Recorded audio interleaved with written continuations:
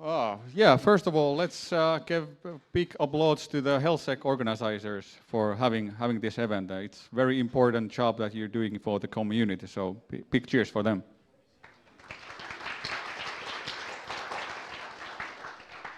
Also, let's have an applause to the earlier presentation, Richard, for having a nice story there, so thank you.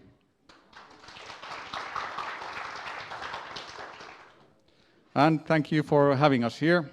It's also very nice to see almost full house here, and hopefully in the line, in the stream, there's somebody also watching. Today's agenda here. After this session, I hope you remember a few things about our presentation.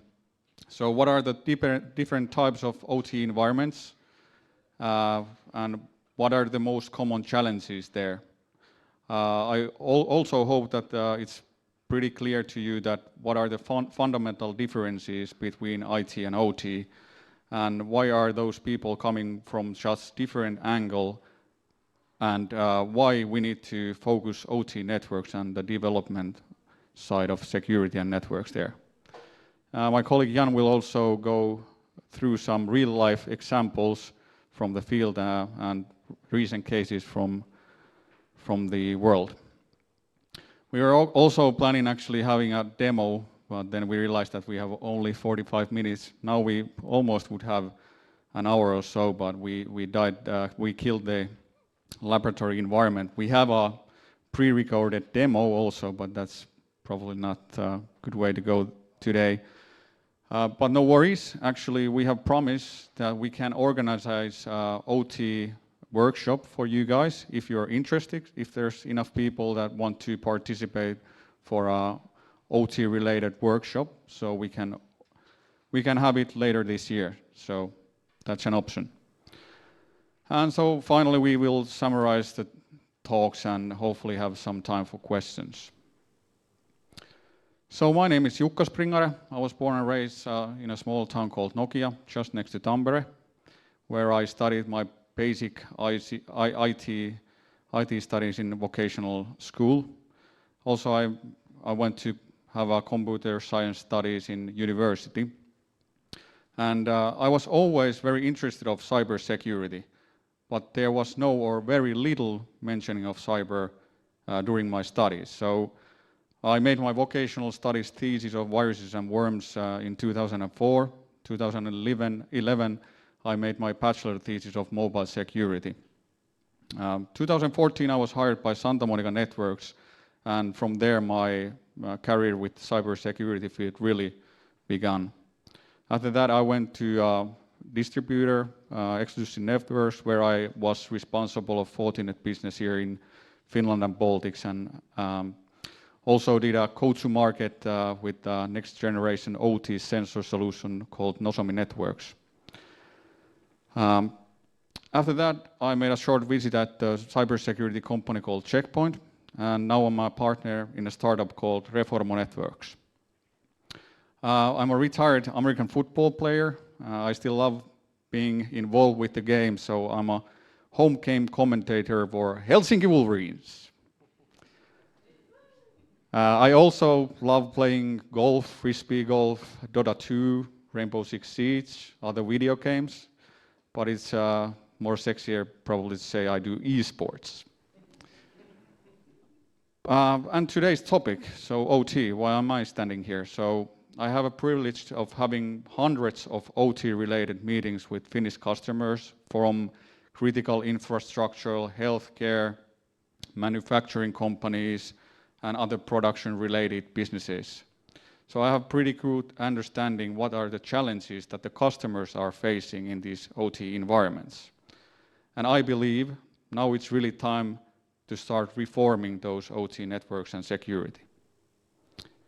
Many times during Santa Monica Networks and after that, I have had honor and privilege of having to split the stage with a real OT guru, Jan Staf here. Thank you, Jukka. It's really odd to be called a guru, but I guess I'm old enough to to think so even myself. I'm an old guy. I know that I look much younger than I am, but that's how it is. I'm not going to tell you when I was born. That was a long time ago, but you can calculate if you think about that. I was one of the first workers at Santa Monica Software, which is from the good old 90s. So I have a very strong network background. Back then, I didn't care about security because no one else did. I actually didn't understand what it was all about. I just wanted to make everything connected. Actually, back then, I fought for TCP/IP, and I think I was one of the winners because TCP/IP is spoken everywhere. The bad news is that TCP/IP is really spoken everywhere, and it's starting to be spoken in OT environments as well. So I guess I'm one of the ones who need to do something about this because I kind of spoiled the world by getting TCP/IP even there. So yeah, I have been working for more than 30 years. Quite horrible to think about that because I think I just graduated. Those who know me know that I have not been kind of capable of staying in one place for a long time. So I actually even went all the way to Africa to work in between. I wanted to get decent TCP/IP connectivity to sub-Saharan people as well. It was a big mission of mine. I think I failed, but the operators are still there. So didn't fail fully, and you know, one man can't win the war.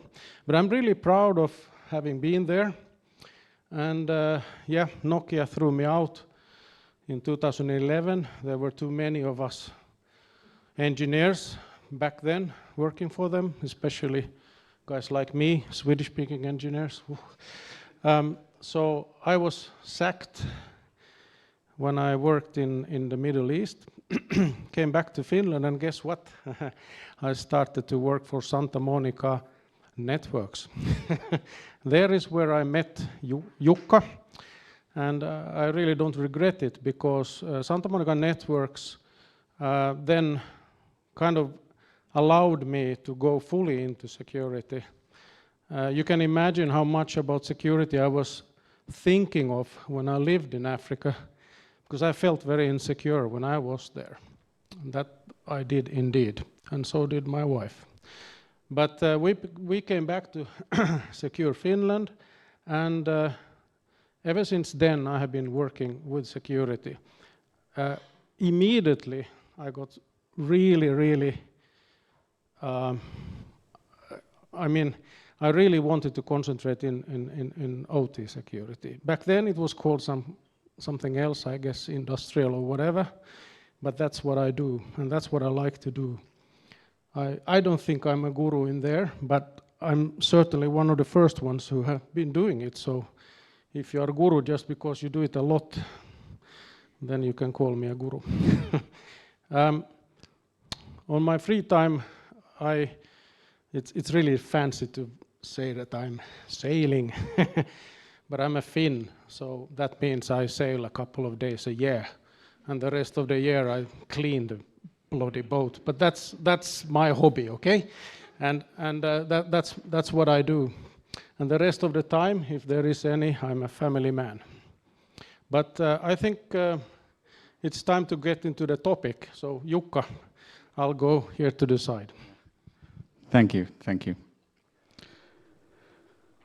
Okay, so what are the OT environments today?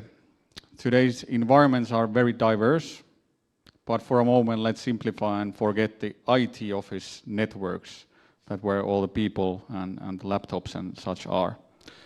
This is our imaginary gin distillery, and when you look at today's modern beverage company, or the environment example, you will notice that there's very many different type of OT environments actually.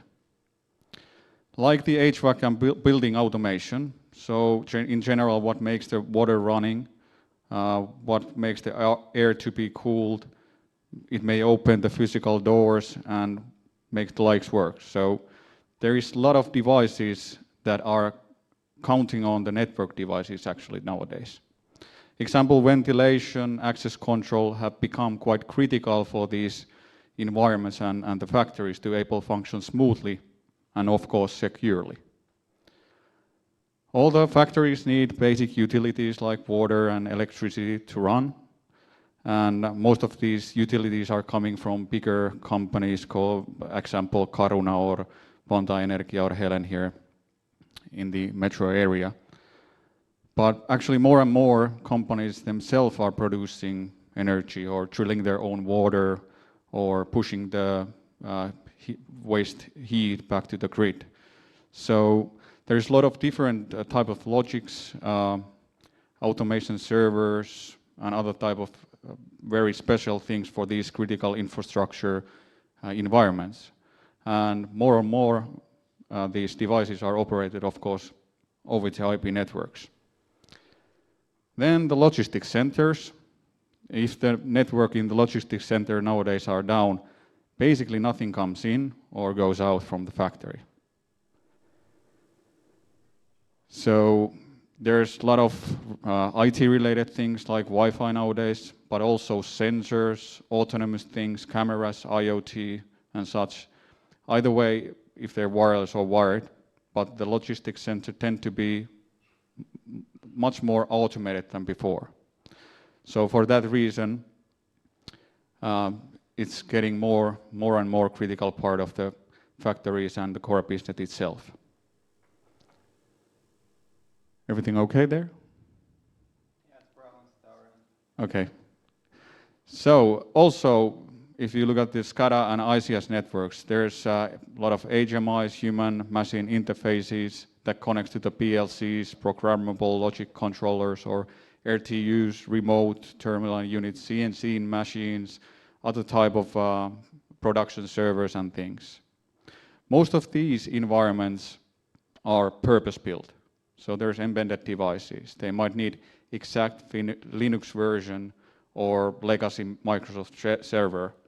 So after all, these ICS SCADA environments have been maybe built 20, 25 years ago. And of course, the cloud is already in all the companies. But how in the OT environments? Well, maybe some vendor has told a company that they won't be supporting their ERP, enterprise resource planning software, on-site anymore. Or we just want to do the data processing in cloud for some good reason.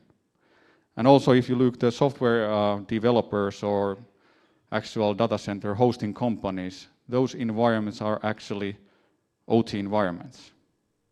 In any cases, these operational technology environments are a bit different than in IT and separate themselves. So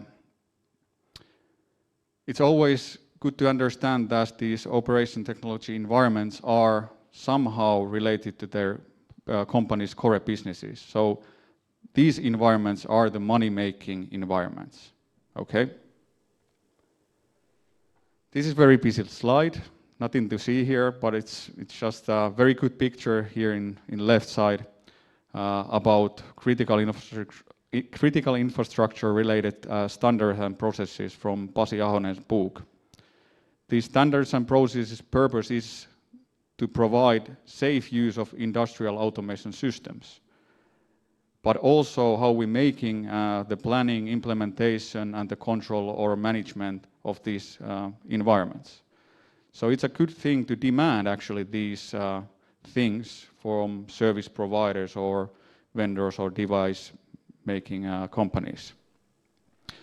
So if you're already doing this continuous work with these standards and processes, you're not just making your environment secure, you might actually have a competitive edge to your own business.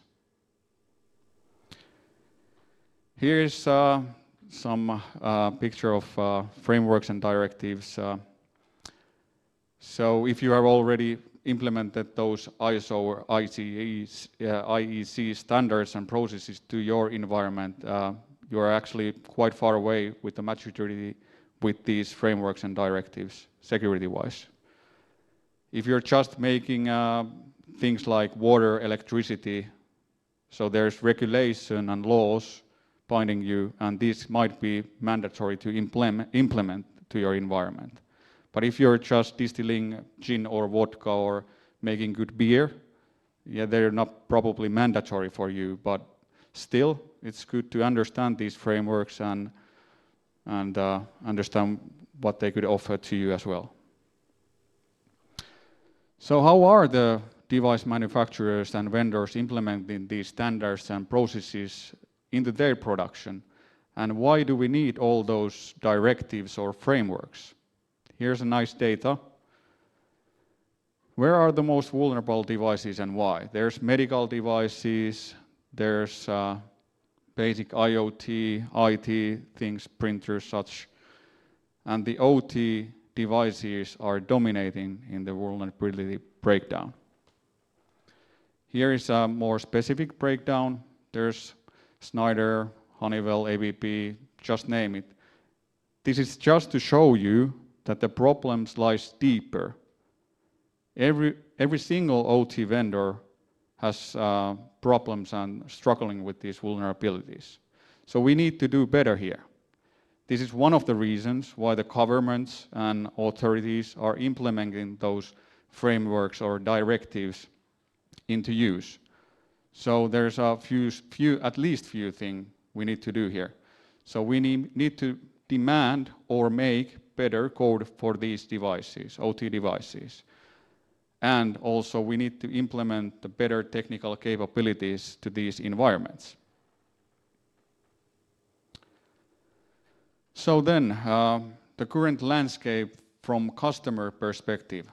I would like to divide the operational network and security challenges to 4 different categories: common, production, network, security, and then business challenges. Let's start with the kind of basic stuff. Most of the OT environments used to be air-gapped, but that's not the case anymore for sure. So IT threats have already been in OT for a few decades. And the public cloud or private clouds are now being integrated to these environments. So basically, environments are just getting more complex and the attack surface is just getting bigger. There is a huge number of devices talking different protocols, and basically the operational systems cannot be properly updated. In general, the lifecycle vulnerability challenges are pretty common in these environments. And of course, the bad guys are making more sophisticated attacks towards these environments than before. And the reason is the money lies here. Money lies in the OT environments. So it's more lucrative to group these devices than one laptop from office workers, for sure. There's also smaller problems, like how do we enforce cybersecurity policies in our environment, or how do we do any changes to in our environment if we have a ongoing auditation process ongoing. So, but one of the most difficult challenges here is that we do not have enough people in this field. So we need more people that understand networks and security in OT environments. How about them production people then? You need to understand that the most important thing for these people in the production is availability. Production needs to be running basically 24/7 in many cases. So what is the problem then? Well, the problem is to just keep everything just running. Troubleshooting, production disturbances are the classic kind of curse words in these environments. And of course, if you have no visibility of the assets, devices, traffic baseline, shadow, unmanaged devices, so what do you have then? Well, very little time to develop the environment to be more resilient for these disturbances, basically. Most of your time goes just putting the daily fires off. And if you're a network and security guy without any visibility, you have the same problems probably than the OT guy have. Also, you might have a few other problems as well. It's very common that the production devices cannot be updated, and we cannot install any antivirus agent, example, for these devices or servers. There might be no capabilities to virtually patch them or make any threat prevention at all. Mitigating network problems, finding the root cause for any network-related problem is very hard if you don't have visibility. And managing old environments and vulnerabilities, and how and when we are updating and patching those devices there. So the big problem is it's basically lack of the maintenance windows. You have just basically few days in a year when you need to do all the necessary work and just to keep the production running again. So for these guys, the most important thing is to have some idea where are the Achilles heels and risks in these environments, and how to do the cybersecurity without compromising the production. Also classic thing, almost forgot to mention, is that during and after Corona pandemic, the world really changed in this environment as well. So suddenly there was 20 plus VPN connection from third-party people, and they were probably coming in to our flat, unsegmented production networks.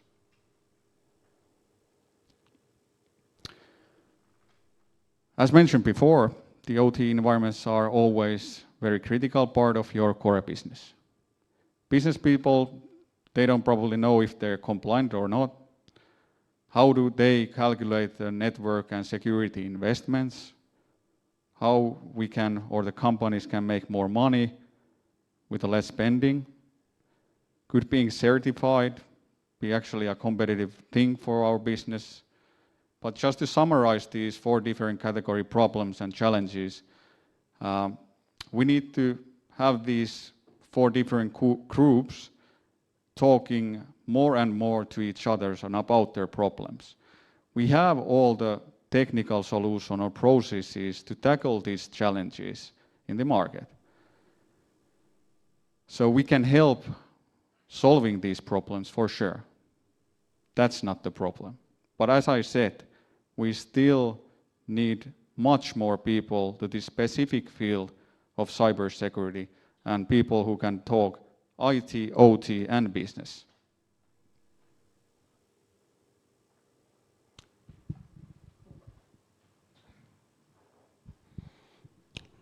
Thank you. My turn.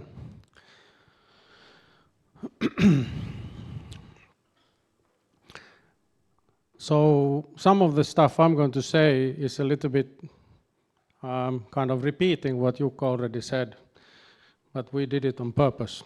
So we want you to remember some things. The differences between IT and OT. Let's start from the basics. Some of you maybe know me that I like to lecture CISP boot camps, and I start them with this, as everybody else does. Anyone who has been on a security course without hearing about CIA, then you were not on that course. It was another course, that I can assure you. So when you talk about security, always talk about confidentiality, integrity, and availability. It's not this organization in the States. It's so much more and so much better. So the idea is that when you talk about security, those should be in balance. There should be an equal amount of all. Being a network guy, I remember I struggled with the fact that availability in security, who cares? I'm the network guy. I brought the availability. I ensure that they get it. But I was wrong. I have been very often wrong. The older you get, the more often you find out how wrong you are, especially if you get married. other thing, sorry. So in IT, if you really push for the people who work in IT that, okay, which one, you know, if you need to balance, everybody says, officially I balance, but if you push them and say that if you have to choose, what do you choose? And this is nearly what always happens. In IT, confidentiality of the data is the primary. They don't want it to be stolen, and they think about confidentiality. Wrong people should not access my data. That is what is thought of in typical IT. I guess most of you are from there, so you understand what I'm talking about fully. The next thing would then be integrity. So don't mess with my data, or my system should not break my data. I'm really interested in that it doesn't change. At least not if I don't know it changes. So in IT this is important. And the last one, yeah, I agree with my initial assumption. Availability is the least important when you talk about IT security. But officially they are even. But let's push the OT guys. And this is, I think, fundamental for us to understand. They think differently. Jukka mentioned availability, he even used that word. For them, availability is availability, and if you talk about security, then it has to be available as well. You know, I don't care actually about the security word, it has to be available. That's how OT thinks. It surpasses everything. And it's obvious. Because, well, Jukka said that there are many different OT environments, but I have focused on manufacturing mostly and some process stuff. And in manufacturing, it was the money maker. So if it's not available, I'm screwed. So it is the most important. Integrity becomes important to them when you explain to them what it is all about. So integrity for them is important because it actually ends up being availability for them. Because integrity in OT environments means that, oosh, my configuration is wrong, my PLC has the wrong settings, my factory was supposed to do that stuff and it's doing now this stuff. So it became availability. So integrity would be the second one. And confidentiality, I'm sorry, I'm rude. This is generalization of people, of course. But the confidentiality, that's the last of them they think about. And it makes sense. So if somebody steals the data from my OT environment, for me that means that you stole my configuration. Deal with it. You don't know what I'm doing, so you know. My PLC configuration is 1311. Good. Have fun with it. When you then continue that discussion with them and say to them, wait a minute, if they get the entire process from you stolen with all the data, and they even found out that which machine it was, which equipment you use, what does it end up to? Well, if you have a process, the one who is spying on you got your recipe. So, I mean, that's the worst case, because, you know, that's the worst thing that can happen. So again, you get it back to the agenda. But this is how it is, that the initial thoughts of either side, and they think differently. So I would say it's a huge attitude difference to start with.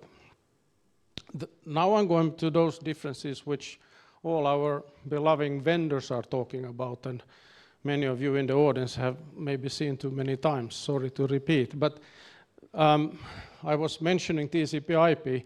TCP/IP is going into OT networks for sure. It's a damn good protocol, isn't it? So it is going there too, that is for sure. But it's not pushing the others away yet. And I use the word yet because life goes on forever. So back in 2016, I was right. I was dead for many years, but I was right. TCP/IP won after all. But But in OT, those, for example, Profinet and Profibus, and so not Profibus, but Profinet, it's really alive. It's not going away from there. There is nothing wrong with those. It's just that they were not originally made to be kind of protocols used in networks that are talking outside the area. I mean, that's the fundamental problem with them. So a big difference there. Other stuff which are really different in OT and IT would be that, for example, the operating system. In IT, finally, since a couple of years, we are in a situation where they are patched and updated. It's really a relief that it is so. That wasn't the case in the past. Everybody who is as old as I am knows that this is today finally working, but in the past it certainly was not. That is the situation where the OT environments are, most of them are today. One reason is that you can't just go and update the OS in all systems which you can find there.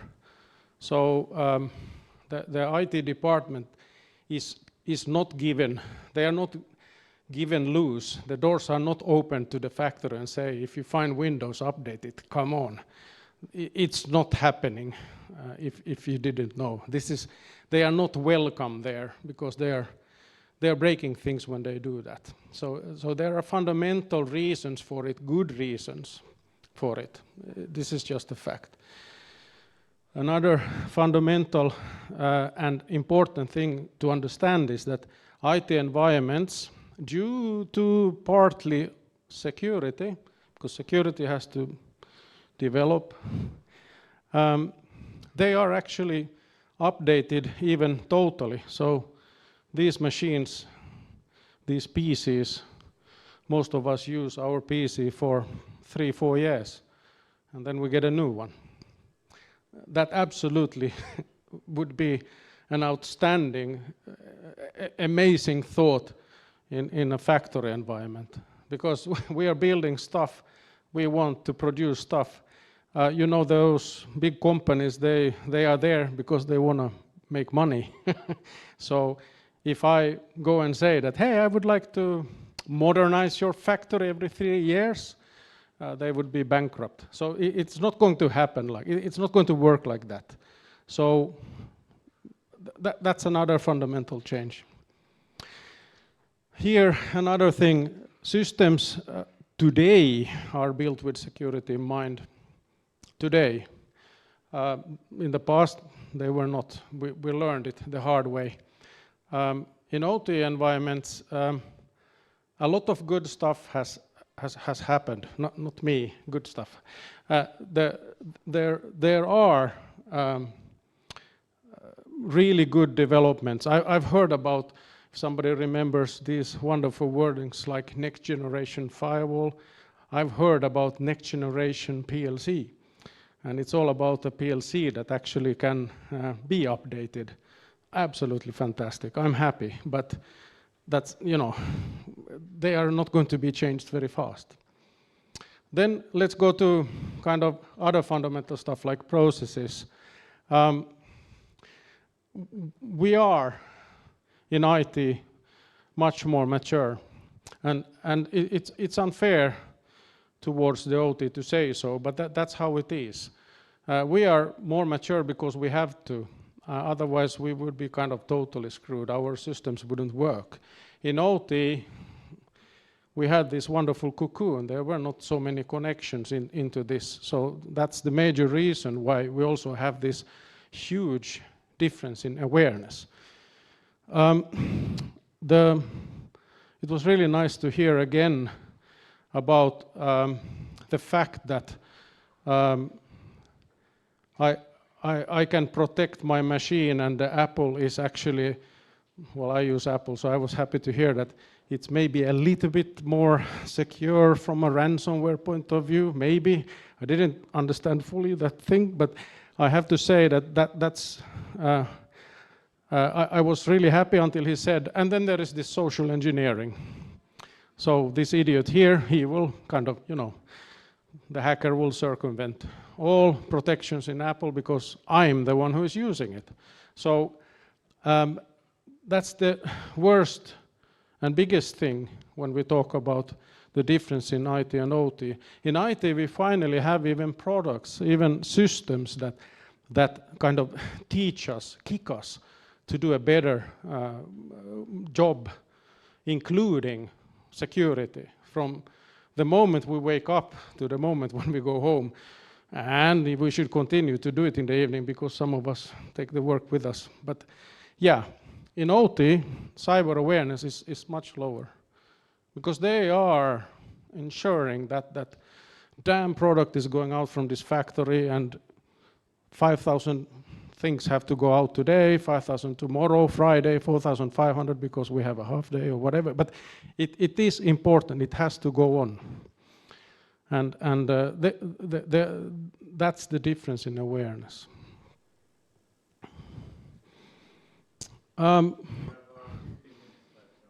Okay. Yeah, maybe. Oh, thank you.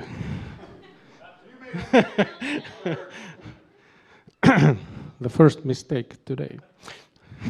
No, I promise. I promise. So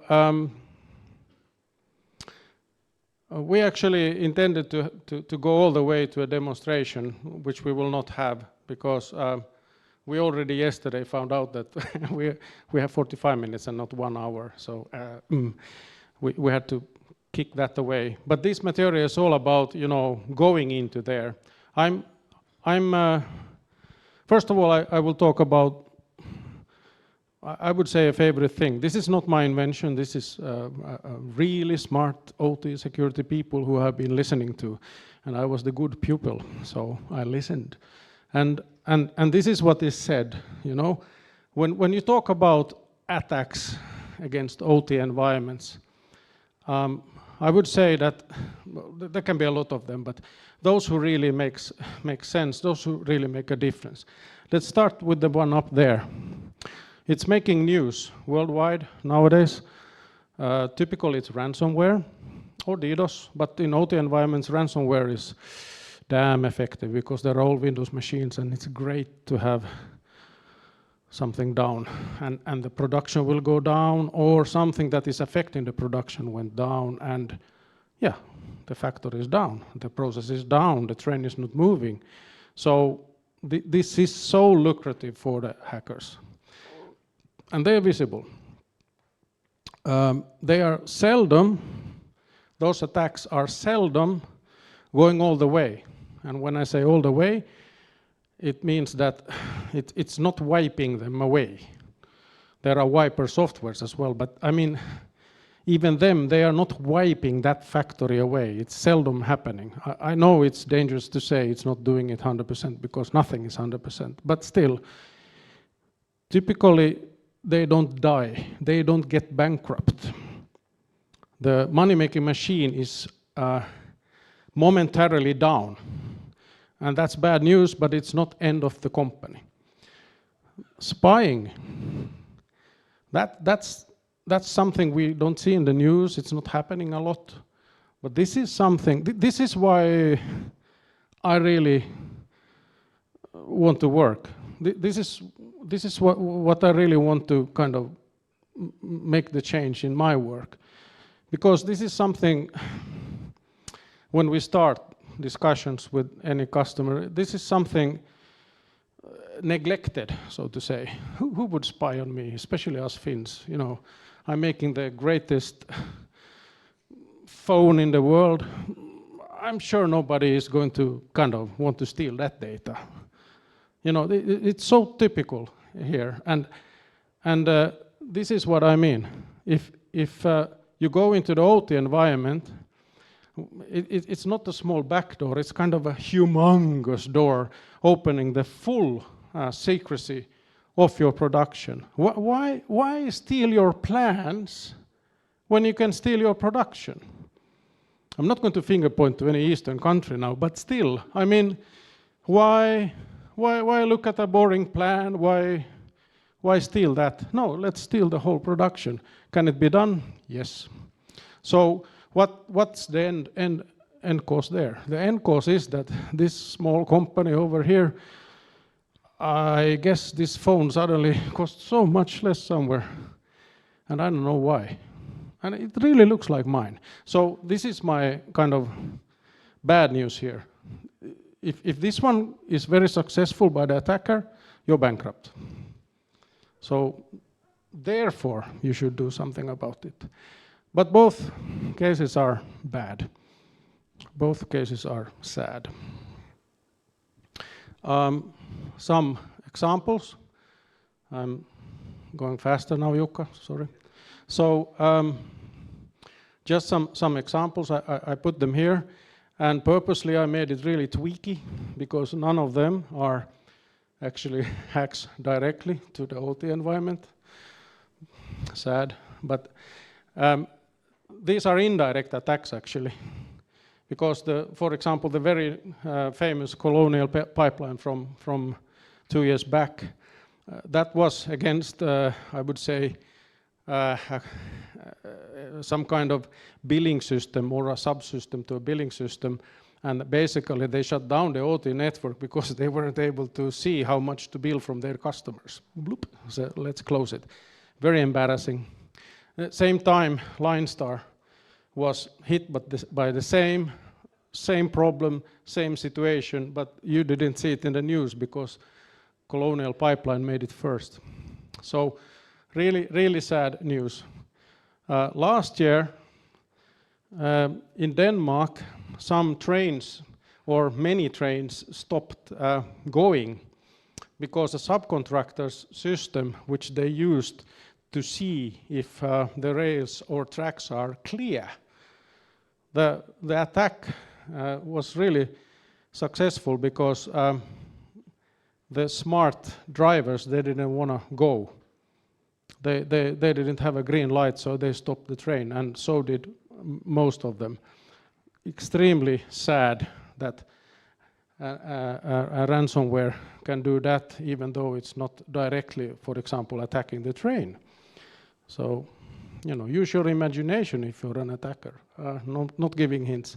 So, then about spying, as I said, there is not so much kind of news about it, but I was really happy to find 2 sources where you can see something about spying. So there is a thing I look at kind of often. It's called Significant Cyber Report. It's a Significant Cyber Attacks. It's US based. They are retroactively filling in information about attacks which have caused losses that supersede $1 million. So I guess that's significant. And then if it's kind of nationwide stuff. There they mention spying, which for me is really important because I think it's a thing we should just bring on the table. And I was so happy to see Traficom in Finland is actually having a category of spying in their so-called weather report.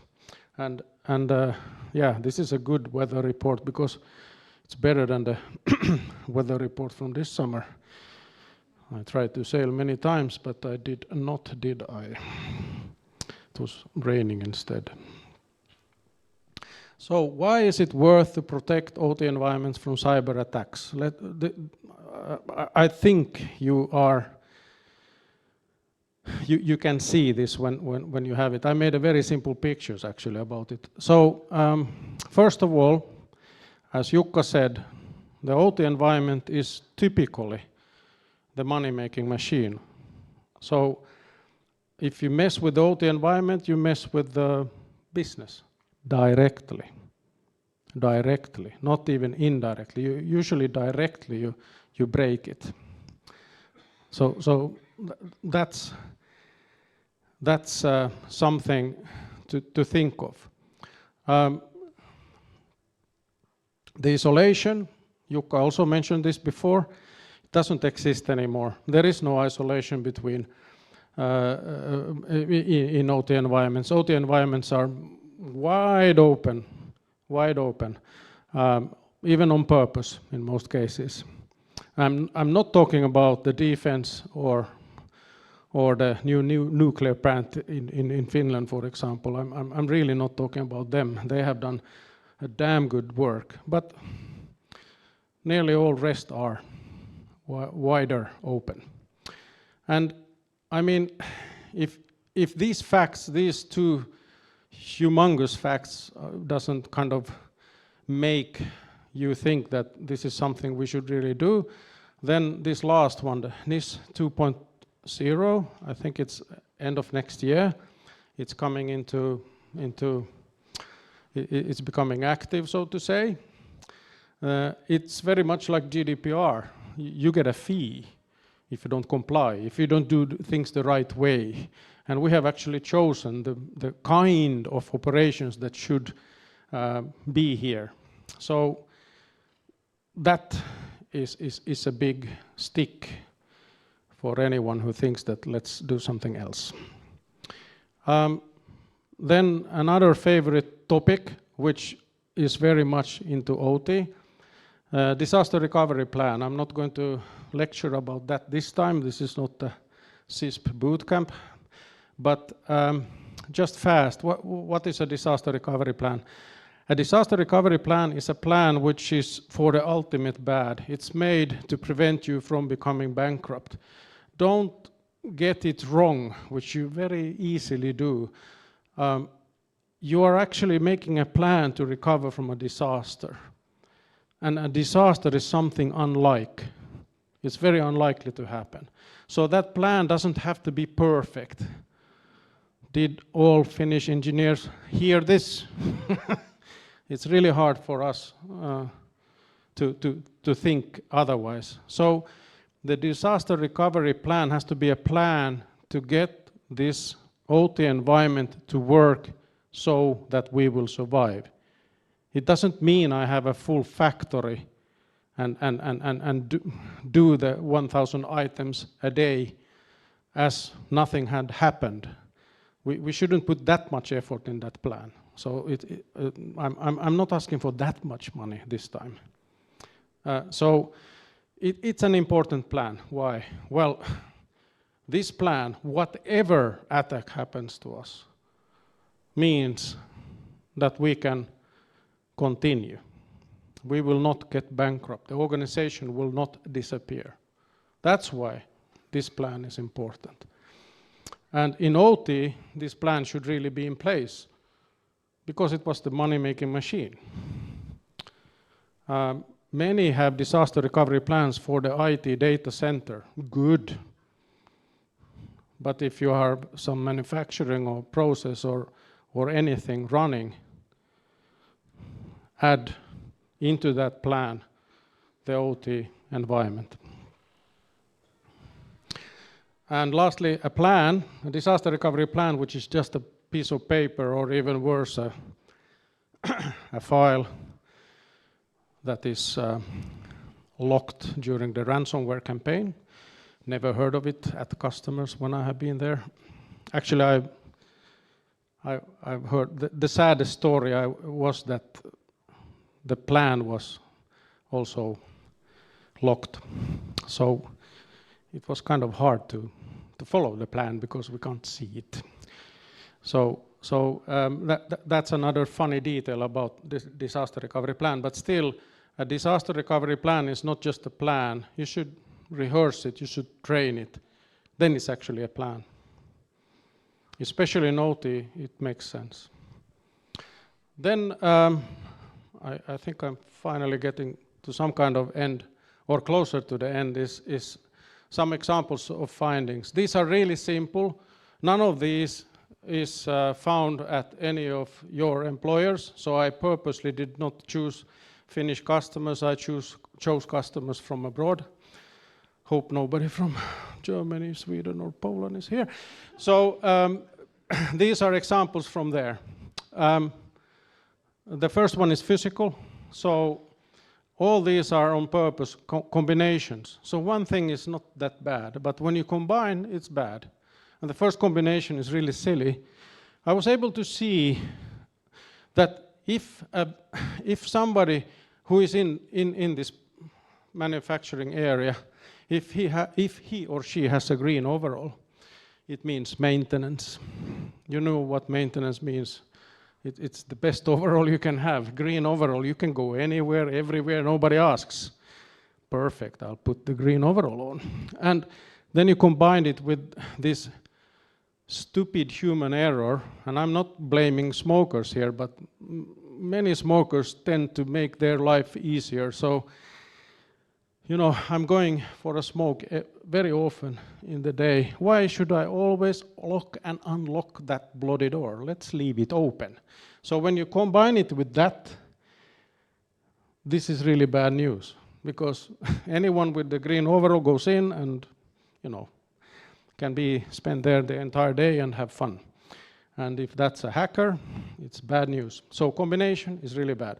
Another combination, more technical, was that there was an HMI, a human-machine interface, you know, nice gadgets which you can kind of reconfigure and reset the entire plant, so to say. This was a thingy moving around, and people were kind of adding stuff to it. So not a car factory, but something similar. And yeah, a convey. And yeah, the HMI is there. It's old Windows, but new enough to have a lot of daemons running. When we scanned that network, we could see nice daemons. And I was wondering, do you really have to have a print server in that circuit? Because I can't see a single printer. That was just a stupid question, I know. And does the HTTPD daemon really have to run? Because you just said that it's a local machine, you can't reach it remotely. And then you combine it with the fact that there was some idiot had installed the VLAN so that it actually was connected to the OT environment, so that you could actually reach the HMI and VPA. I guess all of you know how great that is. Is it nowadays 6 minutes to crack? I don't know, but not long time. So again, the combination is really bad, really bad, and unfortunately that's a fact. And then these last two ones, I guess I don't dare to mention. I'm absolutely not going to tell you where these were, because then you get desperate about certain products. So default password in monitoring cameras, I think it's really sad. I mean, you have a monitoring camera system, and that's your weakest link. Wait a minute, this is not why I built this. And then the second one, this is really convenient. So somebody told me that I have to have my personal username and I have to have a very hard password. Okay, I'll do that. Put it on a post-it and put it on the screen. Here you are. And unfortunately, this was not a joke. So this is what I saw. Some examples. Then, we don't have much time yet, I guess. 0 minutes. Okay. Then these examples. I mean, these were huge attacks. This was a huge OT environment, which actually spin off to Molson Coors. Anyone been to the stage drinking this wonderful tasteless beer? So that was attacked, really huge. Went to Australia, another brewery, Lion Brewery in Australia. You know, we really wanted to find breweries, and we did. And from this year, Superboc, Gosh, another brewery. And all these guys were down for a long time, and the people who love their beer didn't get it. That's not good news. Really, really bad news. And then just this year, during this year, 25 ransomware attacks towards healthcare. That's bad. Bad, bad, bad. So I think I'm finally getting there. Yeah, kind of. We're just, time there. Yeah, I will speed up. So, summary. There is no silver bullet. We have to do everything. A lot of stuff has to be done. And when you do a lot of stuff, you have to do it in a smart way. I guess many of you have been into security trainings, but this circulation thing here should tell you security is not one project where you kind of get security kind of fixed once and for all. No, it's an ever-going thing. It's going on forever, and you just need to deal with it. That's kind of our message. So thank you from my side.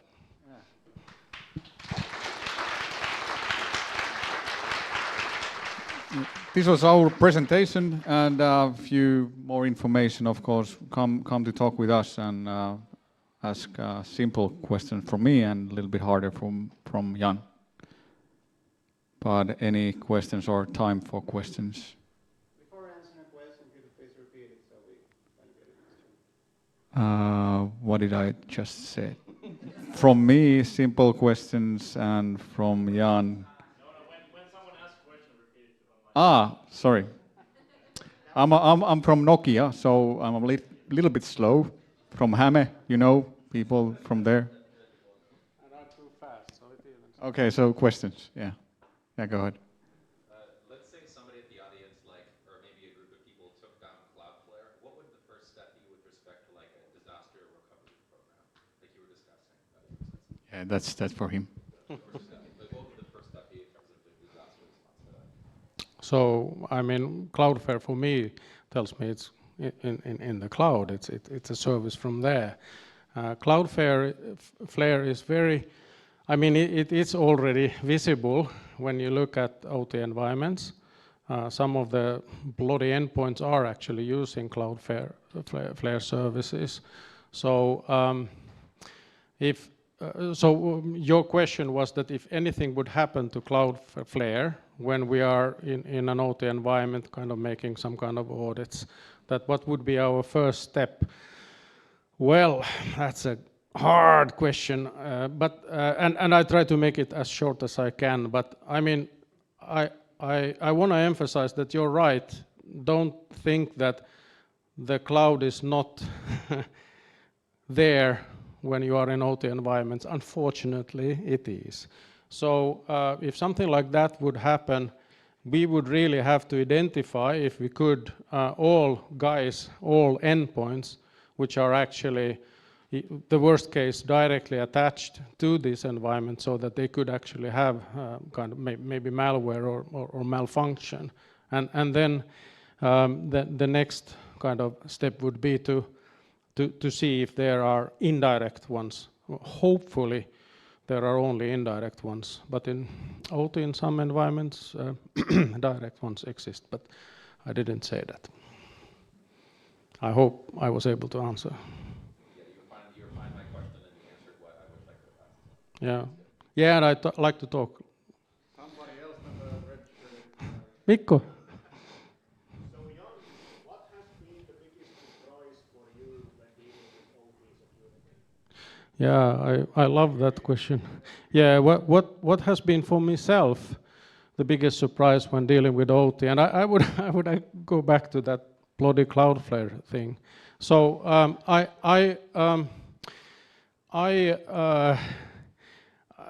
was quite sad to see that these closed systems are not closed. And I mean, the biggest surprise is that how incredibly open some of them can be.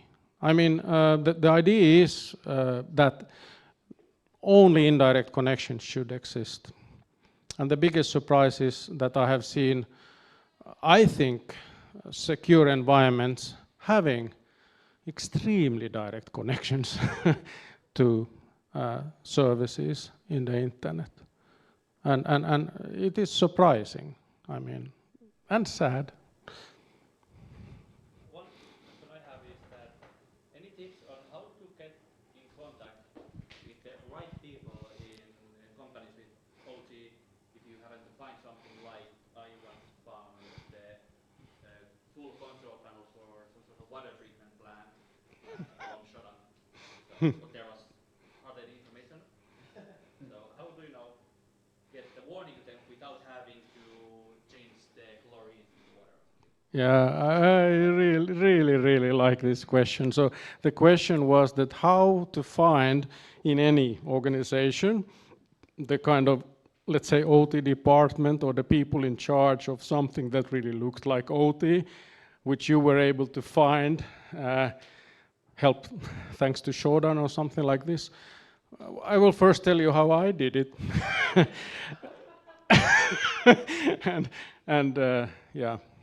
So I'm a Swedish-speaking Finn, and it happened to be so that the company was, the CEO was my schoolmate, also speaking Swedish. So it was very easy for me to approach him and said, you know what, I could see something really stupid, and you know, you should do something about it. I saw an open telnet port to their kind of dam, okay? And I thought that the CEO is really keen to hear about this. And he told me, thanks for telling me, I will do something about this. And then he said that you can, if you want, contact my CTO. This CTO is still not speaking to me today. So that was not the right way. Escalation in Finland is about the worst thing you can do. I forgot, I totally forgot. I have been living too much in Africa. I forgot that you should not do this for your mates, and I did. Stupid me. So I would say that, yeah, approach them as soft as you can. Because you're like me, I think you will tell the truth just, and, you know, something will explode. But the right thing is, highest management, I think CEO is there, typically. So those are the ones who should address it. So if you feel that you can't reach them, well, that's the way to go. Also about like finding actual information to send the contact request to, because usually if you just contact the only email you can find like marketing address, that will get thrown in spam. Yeah. Is there any sort of well-known OT-related email address for public departments? As far as I know, it's not a common thing. No, I'm really sorry. CEO at company.fi. And hope for the best. Fingers crossed. But a really good question. I really appreciate that. And you have a good heart, man. You have a good heart. You want to do things the good way, the right way. You mentioned in the beginning the CIA model or IT and OT vice versa. How would you approach the customer to make these two parties fit with each other and align? Oh, another great question. So, because I was talking about CIA and IAC and CIA and IAC, so I was talking about that the IT thinks different than the OT. So the cunning question here was that how do I approach this kind of organization? How will I get these to talk to each other? And I would say that that's one of my secrets. It's something I'm very proud of, that I am in many cases able to do much better than in that example with the CIO and the CTO. So that was the first example I have from my calendar, but it's a skill to get them to talk to each other. And I would say nowadays I'm really happy because I have Jukka as well, so we can share this burden and actually strategize. Because you're talking about something important now. If we do it the wrong way, things go wrong. And you know, it's, I think, 8 years ago since I said this, so he's still not answering my calls. So if you do it the wrong way, you're not the one who is going to put it together. So to do it as right as possible, but strategize with your colleagues and think about it, whom to contact, what to say to the different people. Because in Finland, one thing is important to understand our culture, and it is, don't push people, don't cross too much, don't make people feel bad or worse. Yeah, and try to find the challenges that each group has. So when you talk to the business, they have the challenges, and the OT guys have those challenges. So try to find them and just try to figure out what are the common or related challenges that you can actually work with. So businesses have all the money, probably not the network and security guys. So you need the money from there, but you need to achieve to bring something to their table. So we can give them idea how to profit, or you're compliant, NIST compliant actually. So you have a competitive edge to your business. When you're talking to the OT guys, okay, let's make your job easier when you try to make the asset discovery. And from the security and network guys, like, let's do some security together to OT networks. They are just happy for that. So find out those challenges and try to gather those challenges together and bring added value to each group. Anything else? Last question. It's okay. If there's questions, we can. So then you stressed the importance of DRP. But let's say, as we know in reality, the resources are limited. Would you say there are some things that you could take or make before the DRP? Let's say, what if you know that you don't have any capability to recover? That's a good one. About DRP, so yeah, there can be a lot of approaches, and there is one important aspect called kind of resources and capability, or money, and is there any other option than a DR plan, or what was the question? Kind of trying to mess with my mind. I've been in this discussion, but I knew that the current, that this was maybe 2 decades ago, that with the current method, that the recovery would take 200 days. I'd say, let's not even start the DRP. Let's produce some method of recovery first, and maybe then. Yeah. I mean, okay. So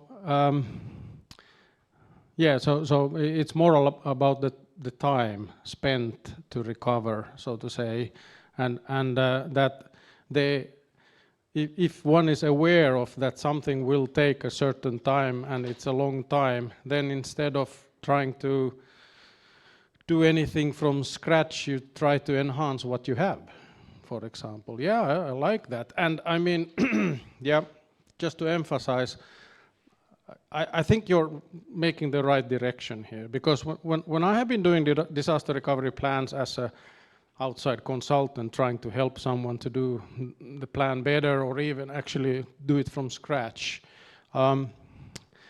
it's very important to emphasize that this plan is not about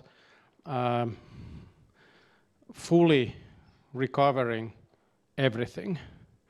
No, it's to recover to the bare minimum. Also, the plan should not be that, because the plan is good to have based on some scenario. So if the plan is based on a scenario that a plane will land on our building, and you know that the nearest airport is 600 kilometers away, maybe that's not the first case to look at. Maybe you should look at another case. So that's why my favorite kind of topic when I talk about disaster recovery plans in the Nordics is ransomware. Because we still don't have really bad weather. It's getting worse every year, but we still don't have weathers like they have in Trumpland, for example. I mean, it's horrific. The data center can fly away. Doesn't happen in Finland.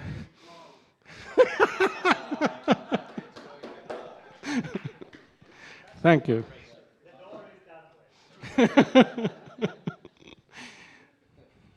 Yeah. You said earlier that there are only a few air-gapped systems,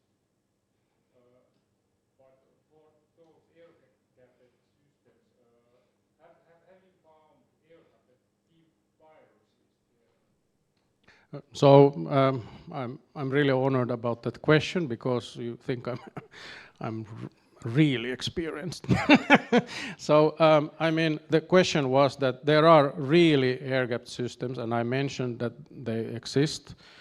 And if I have been involved in those, and if I have seen kind of malware inside that air-gapped system, so the blunt answer is no, because I haven't been in such wonderful, beautiful places, not even as a visitor. I have just overheard those stories. So I just can't give you any facts about that. Sorry. I'm not that experienced. Yeah, but my question about when did you last see Stuxnet? Exactly. So it's amazing how they think, the guru word is really bad. I'm not that experienced. I think Stuxnet actually is extremely interesting, but I haven't seen the code. By USB port, but real air-gapped viruses are going through these sound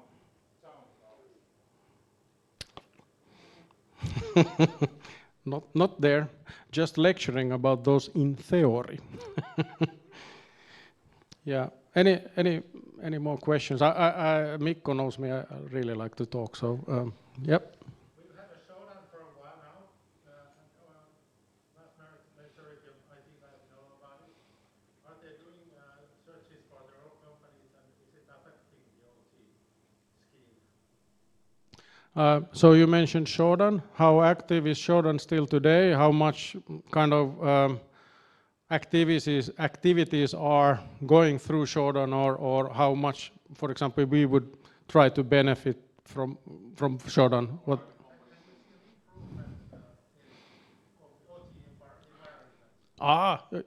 For example, because of Shodan, that improvements in. So I would exaggerate if I would say that I could relate to this, but the truth is that Shodan was and is a good thing because it's an eye opener, and amongst with all other things that has happened and is happening, I would say that OT security is getting better all the time. So we were nasty when we said that the OT guys are, not aware and blah blah. They are getting more aware as we speak. We also mentioned that vendors, OT vendors, in the past didn't have the security design in their endpoints. Well, that's gone. So from now on, let's say from 1 year back, the latest, all OT vendors are doing a good job. It's just the user. The OT vendor is adding features. You can actually upgrade this one, but the one who bought it, he or she is still thinking that, bah, I don't need it. It's not coming to me. That's the biggest problem, I would say, which is the slowest of all things becoming better. Yeah.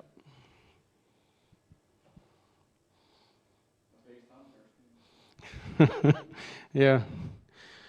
Thank you so much.